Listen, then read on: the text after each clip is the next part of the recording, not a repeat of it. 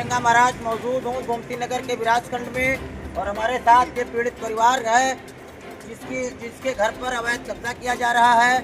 ये हमारे बीकेटी विधानसभा 169 के रहने वाले हैं और 25 साल पहले यहाँ पर बस गए थे और ये मकान इन्होंने लिया था।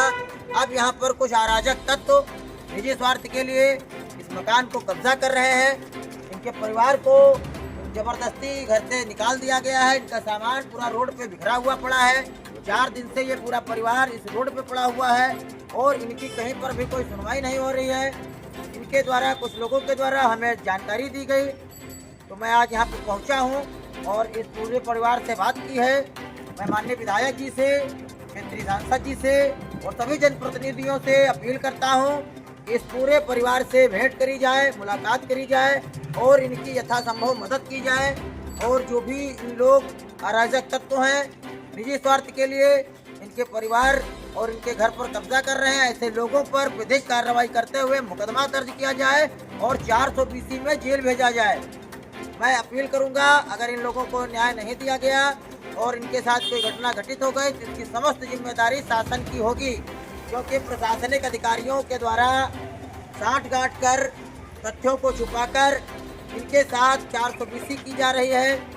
इस परिवार को बेघर किया जा रहा है और ये परिवार बर्बादी के कगार पर आ रहा है। इनको न्याय मिलना अतिशीघ्र जरूरी है। ऐसा ना हो कि इनको न्याय ना मिले और कोई घटना भी घटित हो जाए।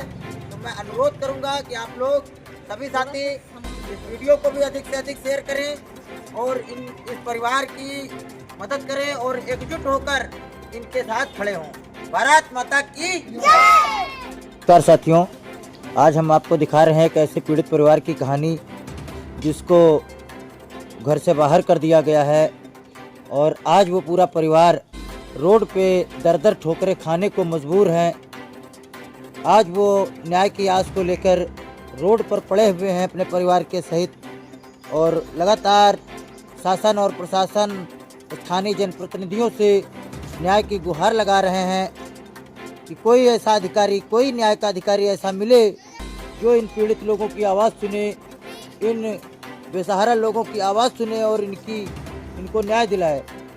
अभी हम इस परिवार से बात करते हैं। आप देख सकते हैं हम लखनऊ के विनीत खंड गोमती नगर में खड़े हुए हैं और यहाँ पर राजकिशोर पाल जो कि पिछले 25 वर्षों से रह रहे थे और इन्होंने एक राम लखन हैं जिनसे यहाँ पर अपना मकान लिया था और यहाँ पे वो रहकर अपने परिवार का पालन पोषण कर रहे थे, गुजर बसर कर रहे थे।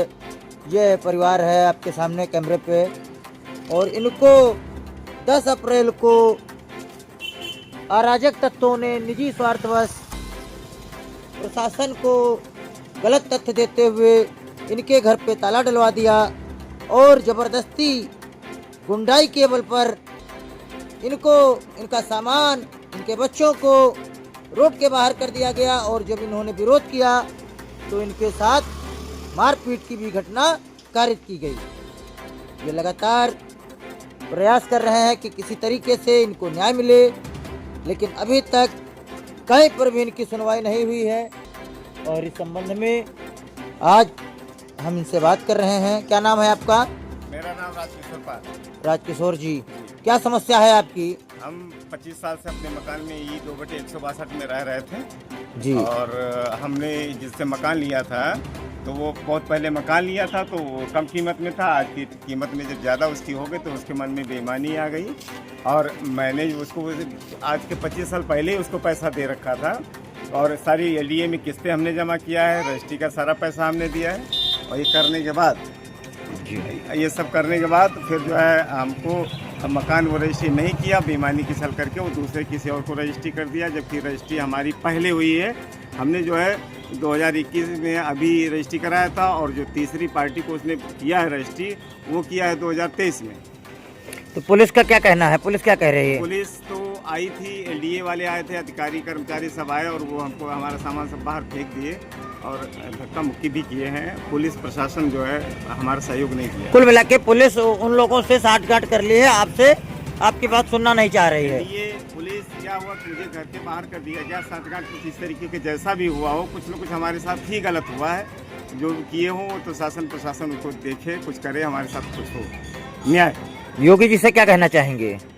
योगी जी से तो हम कहना चाहेंगे कि हम 25 साल से थे और हमको इसी मकान में कर दिया जाए। इसके बाद में जो न्याय करेगा, जो न्यायालय बोलेगा वो हमें मान्य होगा, लेकिन मुझे पुनः स्थापित कर दिया जाए। क्या कहना चाहेंगे बिटिया आप? सर, हम चाहते हैं कि हम इतने सालों 25 सालों से इस घर में रह रहे हैं और हमें हमारा घर वापस मिले। बिल्कुल, आपको घर आपका और हमें न्याय मिले। जी जी जी। माता जी हमारे साथ हैं। माता जी, क्या नाम है आपका? क्या कहना चाह रही हैं? न्याय मिलना चाहिए। तो बिल्कुल सही बात है, जाहिर सी बात है, इनको न्याय मिलना चाहिए। तो आप देख सकते हैं ये इनका सामान है, ये सारा सामान इनका रोड पे पड़ा हुआ है और इस तरह से इसको निकाल के फेंक दिया गया है। पूरी इनका गृहस्थी का सामान है, एक एक सामान को निकाल के फेंक दिया गया है और इनके घर पर ज़बरदस्ती कब्जा करने का प्रयास किया जा रहा है और ये एलडीए का सील लगा हुआ है और वो लोग इस पे कब्जा करने का प्रयास कर रहे हैं। इसी को लेकर ये लोग लगातार यहाँ पर बने हुए हैं। मोहल्ले के भी लोग हैं, सब लोग सपोर्ट कर रहे हैं, लेकिन पुलिस के आगे किसकी बस चलती है? जब अधिकारी डंडा लेके आते हैं तो सामान्य लोग क्या कर सकते हैं? तो मेरा प्रशासन से, स्थानीय जनप्रतिनिधि से, माननीय विधायक जी से विनम्र अनुरोध है कि इनकी समस्या को सुना जाए, इनको न्याय दिलाया जाए। ये मुस्तफापुरी गांव के, किस गांव के रहने वाले? हिम्मतपुर, मुस्तफापुरी ग्राम पंचायत का शायद ही हिम्मतपुर है। हाँ, तो ये मुस्तफापुरी ग्राम पंचायत का मजरा हिम्मतपुर गांव है, जो कि हमारे 169 विधानसभा बीकेटी में लगता है।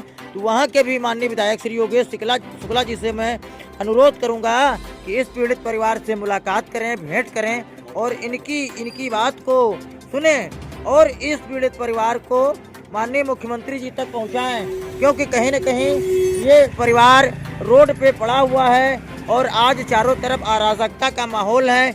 इनकी बेटियां हैं बड़े बड़े और ये कैसे इस रोड पे रहती हैं ये लोग। अगर किसी प्रकार से कोई घटना घट जाती है, अन्य घटना घट जाती है, तो कौन जिम्मेदार होगा?